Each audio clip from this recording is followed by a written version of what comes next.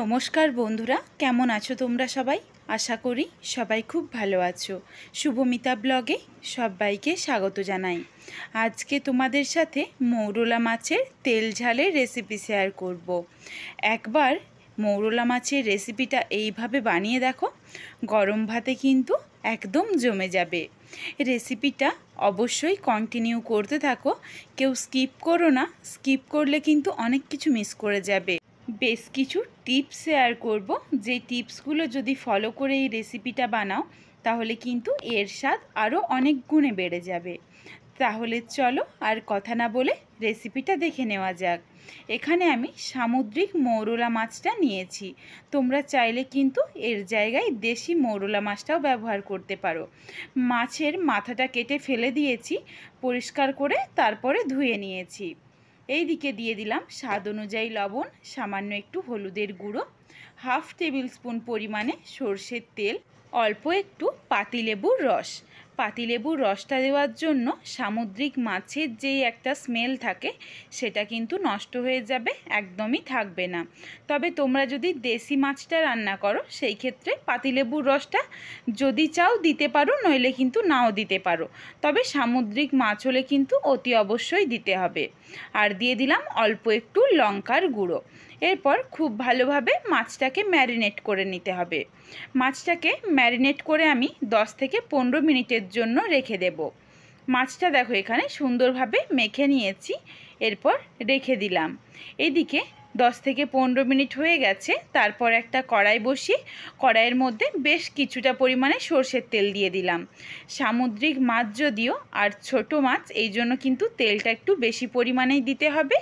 অল্প তেল দিলে কিন্তু সেই ক্ষেত্রে কড়াইয়ের মধ্যে মাছটা লেগে যেতে পারে। আর কড়াইটা দেখো একদম তোমরা দেখেই বুঝতে পারছো, একদম পুরো ধোঁয়া ওঠা গরম করতে হবে, যাতে খুব ভালোভাবে কড়াইটা গরম হয়। তাহলে কিন্তু কড়াইয়ের মধ্যে একটা মাছও আটকে যাবে না। মাছগুলো দেখো চারিদিকে ছড়িয়ে দিয়ে দিয়েছি। মাছটা এক পিঠটা ভালোভাবে ভাজা হলে তারপর অপর পিঠটা উল্টাবো। কাঁচা অবস্থায় কিন্তু একদমই উল্টানো চলবে না। আর মাছগুলো যে ভাজবো পুরোটাই কিন্তু প্রথম থেকে মাছ ভাজার শেষ অবধি হাই ফ্লেমে ভাজতে হবে। মাছটা দেখো উল্টে পাল্টে একদম খুব কুড়মুড়ে করে ভেজে নিয়েছি। এইভাবেই কিন্তু মাছটাকে ভেজে নিতে হবে, তাহলে একদম সামুদ্রিক মাছের যে একটা স্মেল সেটা থাকবে না। আর মাছ কিন্তু একটাও ভেঙে যাবে না, প্রত্যেক কটা মাছ ঠিক একই রকমভাবে গোটা থাকবে। মাছগুলো ভেজে তুলে তারপর যেটুকু তেল ছিল সেইটুকু তেলের মধ্যেই দিয়ে দিলাম সামান্য একটু 5 ফোড়ন। দুটো ছোট্ট সাইজের পেঁয়াজকে স্লাইস করে কেটে দিয়ে দিয়েছি। এরপর 5 ফোড়ন আর পেঁয়াজকে একসাথে নাড়াচাড়া করে ভেজে নেব। পেঁয়াজটা দেখো হালকা লালচে রং চলে এসেছে। এরপর দিয়ে দিলাম হাফ টেবিল স্পুন গ্রেট করে রাখা রসুন। তবে রসুনটা একদম মিহিভাবে বেটে দেওয়ার থেকে গ্রেট করে নেওয়া বা থেতো করে নেওয়া রসুনটা দিলে ভালো হয়। এইদিকে দিয়ে দিলাম বড় সাইজের একটা টমেটোকে স্লাইস করে কেটে। টমেটোটা দিয়ে দিলাম সামান্য একটু লবণ, যাতে টমেটোটা খুব সহজেই গলে যায়। একবারেই লবণটা দিয়ে দিলাম, পরে কিন্তু লবণ লাগলে দেব, নইলে আর দেবো না। এরপর ভালোভাবে নাড়াচাড়া করে টমেটোটাকেও ভেজে একদম গলিয়ে নিতে হবে। এখানে রাই সর্ষে দিয়েছি হাফ টেবিল স্পুন দিয়েছি গোটা জিরে। এই দুটোকে একদম মিহি করে পেস্ট করে নেব। এখানে তোমরা রাই সর্ষের বদলে কিন্তু হলুদ সর্ষেটাও ব্যবহার করতে পারো, তবে খুবই সামান্য পরিমাণে, একদম অল্প দেখো দিয়েছি। বাটার পর ওই 1 চামচের মতো হয়েছে সর্ষে আর জিরে বাটা। এইদিকে সর্ষে জিরে বাটাটা দিয়ে নাড়াচাড়া করে জল দিয়ে দিয়েছি, তার কারণ সর্ষেটা বেশিক্ষণ ভাজা চলবে না, সেই ক্ষেত্রে কিন্তু তেতো হয়ে যাবে।